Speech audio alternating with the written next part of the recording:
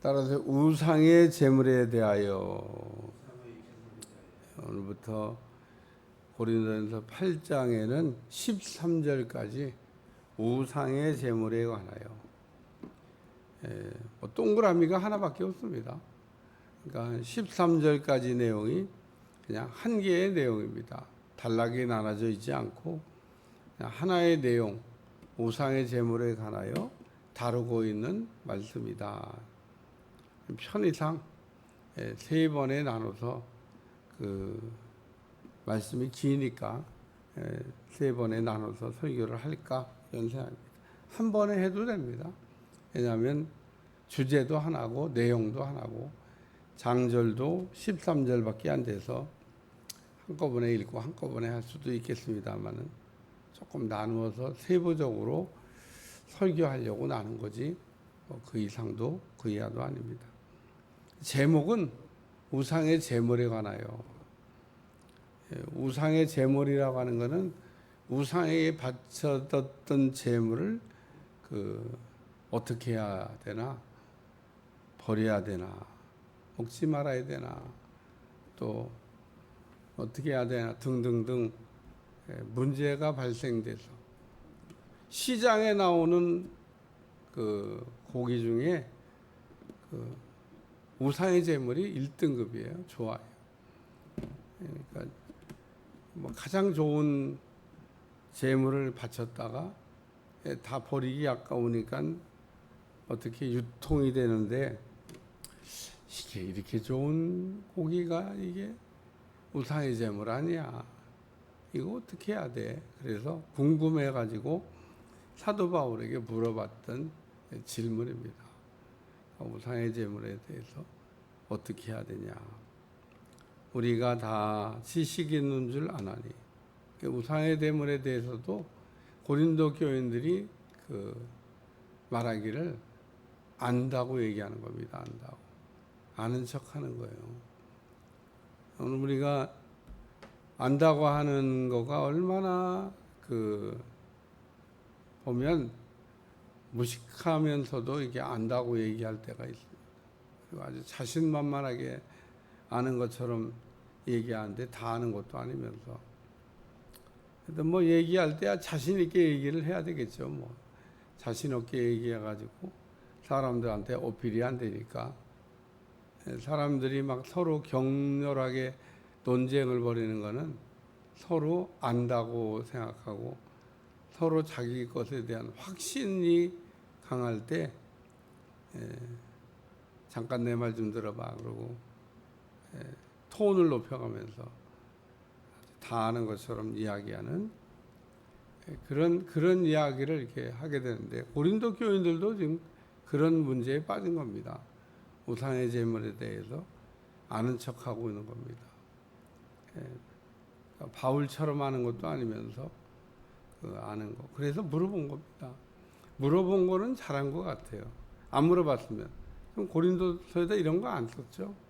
그냥 바울이 쓸 이유도 없고 묻지도 않는데 우리가 묻는다고 하는 거는 굉장히 중요한 의미를 갖고 있습니다. 그런데 우리가 묻는 것도 이렇게 잘 생각해 보면 뭘 알아야 물어보지 모르면은 물어볼 수도 없어요. 우리가 질문이라고 하는 것도 좋은 질문은 뭔가 좀 알 때 좋은 질문이 나오는 거지 아무것도 몰라 그러면은 안 물어도 될 것 같은 그냥 그런 질문을 이게 묻고 진짜 물어야 될 거는 모르니까 안 묻고 그렇습니다. 우상의 제물에 대하여 우리가 다 지식이 있는 줄 안다. 그래서 아는 척하고 있는 고린도 교인들을 지금 이야기하고 있는 겁니다. 두 번째는 지식은 교만하게 하며 안다고 하는 게 사람을 겸손하게 만들지 못하고 교만하게 만든다. 만일 누구든지 무엇을 아는 줄로 생각하며 아직도 마땅히 할 것을 알지 못하는 거다. 우리가 겸손해야 된다는 겁니다. 다 아는 분은 딱 한 분만 계십니다. 우리는 다 모릅니다. 우리는 하나님은 다 아신다. 우리는 다 모른다. 우리는 다 몰라요. 오늘 우리는 다 알 것 같으면은 뭐 부자 되지 않을 사람이 하나도 없습니다. 내일 일을 알 수가 없습니다. 사람들이 막 자신 있게 막 이거는 이렇습니다. 그러고 얘기하지만 그 다음날 당장 말을 바꿔요. 왜? 모르니까. 그러니까 오늘 우리가 내일 일을 알 것 같으면 다 부자 될 수 있다니까요. 뭐 내일 그 세상이 어떻게 변할지를 알면 뭐 죽을 사람이 어디 있고 뭐 망할 사람이 어디 있고 뭐 안 될 사람이 어디 있습니까? 딱 1분 뒤에 일만 우리가 알 수 있어도 부자 될 수 있어요. 부자 될 사람 많습니다. 근데 우리는 1분 뒤에 일도 몰라. 사람이 그냥 오래오래 그냥 살 것 같지만 요번에도 장례 난 집도 주일까지 잘 얘기하셨답니다. 잘 얘기하고 서로 담소 나누고 그런데 하나님 부르시니까 가셨다고 그러잖아요. 그러니까 이게 사람 일을 알 수가 없는 거예요. 사람 일을. 지식은 교만하게 하며 지식의 은사라고 하는 것도 있습니다. 은사 가운데는 지혜의 은사도 있고 지식의 은사도 있습니다. 고린도 교인들은 은사를 자랑하는 교회니까 아마 이것도 그런 데서 기인한 게 아닐까 이런 생각이 듭니다. 은사가 많으니까 지식의 은사도 있었고 지혜의 은사도 있을 텐데 오늘 하나님이 그러기 때문에 우리에게 알려주시는 거는 다 알 수 있어요. 안 가르쳐 주시면 그건 모르는 겁니다. 그러니까 다 모르는 것도 아니고 다 아는 것도 아니에요. 우리는 늘 그러기 때문에 다 모르는 것도 아니고 다 아는 것도 아니기 때문에 그런 마음을 가지면 겸손할 수 있죠. 겸손. 왜냐하면 늘 그 열린 마음으로 나는 늘 부족합니다. 이런 마음을 가지고 우리가 살면 그게 정상이라는 겁니다. 정상. 뭔가를 막 아주 완벽하게 다 아는 것처럼 우리가 이야기하면 넘어진다. 그럽니다.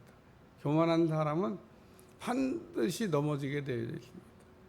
교만도 보면 등급이 있는 것 같아요. 작은 교만도 있고 큰 교만도 있는데 작은 교만이든 큰 교만이든 다 넘어지게 되어 있어요. 우리가 운동 경기를 하다 보면 이제 거의 이겼어요. 거의 이겼다 그런 사람이 있어요. 다 끝나고 이겼다 그래야지. 아직 경기가 남았는데. 근데 경기의 흐름으로 볼 땐 이겼지. 뭐 다 이겼으니까 뭐 6점 내는 건데 뭐 5점까지 냈다고 생각해보세요. 아니 다 이겼지 뭐. 근데 신기한 거는 뒤집어져서 지는 경우도 있다는 겁니다. 그러니까 오늘 우리는 하나님 앞에 늘 겸손하려고 힘쓰시기를 축원합니다. 세 번째 말씀은 3절에 있는 건데 또 누구든지 하나님을 사랑하면 그 사람은 하나님도 알아주시느니라. 사랑은 덕을 세운다.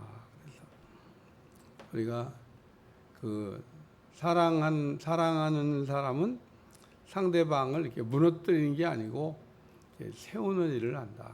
이 덕이라고 하는 말은 그 다른 말로 바꾸면 유익을 끼친다. 뭐 이런 뜻인데 또 다른 말로 표현하면 상대방을 무너뜨리는 게 아니고 세우는 일을 하는 거다. 그게 덕을 세우는 겁니다.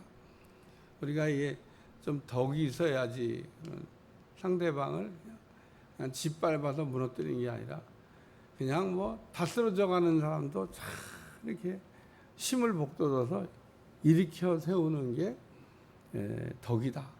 그래서 덕은 그 유익을 끼치는 것을 우리가 덕이라고 합니다. 우리가 늘 어떤 일을 할 때마다 덕이 되나 이런 생각을 해요. 덕이라는 말은 정의보다도 더 위에 있습니다.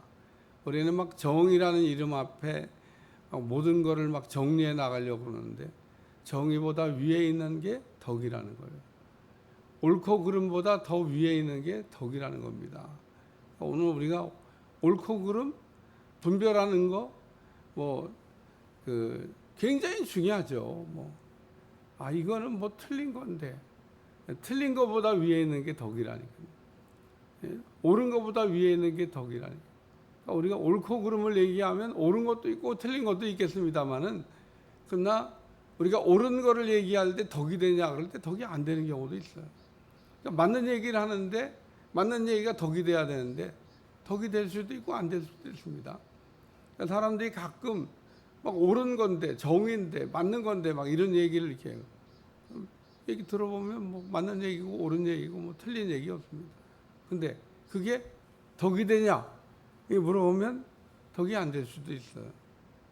그러니까 오늘 우리가 교회 안에서 믿음 생활을 할 때 어떤 사람 보면 굉장히 옳고 그름을 막 중요하게 생각을 하고 막 톤을 높이는 사람이 있습니다. 막 옳은데 뭐 맞는데 뭐 틀리지 않는데 그렇지 뭐 누가 봐도 틀린 게 없고 뭐 다 맞는 말이고 뭐 다 그렇게 해야 되는 거지만 근데 덕이 되냐? 덕이 안 돼. 오늘 우리는 이게 덕이 되냐를 늘 생각. 그래서 바울이 뒤에 이제 나오겠습니다만은 고기를 먹는 거에 관해서 난 먹을 수도 있어. 근데 내가 덕을 세우기 위해서 평생 고기를 안 먹을 거야. 믿음이 강한 사람과 믿음이 약한 사람의 차이가 분명히 있습니다. 근데 믿음이 강하다고 할 수 있다고 우리가 다 하는 게 아니라 오늘 우리에게 중요한 거는 덕을 세우는 게 중요하다. 우리가 말이라고 하는 것도 맞는 말이지만 이게 덕이 안 되겠다. 그러면은 맞는 말이라도 가만히 있는 게 덕을 세우는 겁니다. 그래서 바울은 고린도서에서 따지는 교인들에 대해서 지금 이렇게 따지고 있는 거잖아요. 우상의 제물에 대해서 따지고 있는 교인들에 대해서 따지는 것보다 옳고 그름보다 위에 있는 게 덕이다. 그래서 사랑은 덕을 세운다. 사랑이 있냐 그런 얘기입니다. 사랑은 덕을 오늘 우리에게 가장 부족한 게 믿음도 있고 소망도 있는데 사랑이 부족한 사람들이 있어요. 오늘 믿음과 소망보다 더 위에 있는 게 사랑이고 오늘 우리에게 사랑이 부족하면 안 되는데 예수님이 우리에게 사랑의 본을 보여주셨는데 말로만 사랑의 본을 이해하는 것은 사랑이에요. 내가 너희를 사랑한 것 같이 너희도 서로 사랑하라. 예수님은 우리를 아가페로 사랑했지만 너희는 필레아로 사랑해라. 성경이 그렇게 쓰여져 있는 게 아닙니다. 예수님이 아주 수준이 높은 아가페로 우리를 사랑하셨는데 너희도 아가페로 사랑해야 된다는 거예요. 예수님은 가능하지만 우리는 불가능한 게 아니다. 그런 얘기입니다.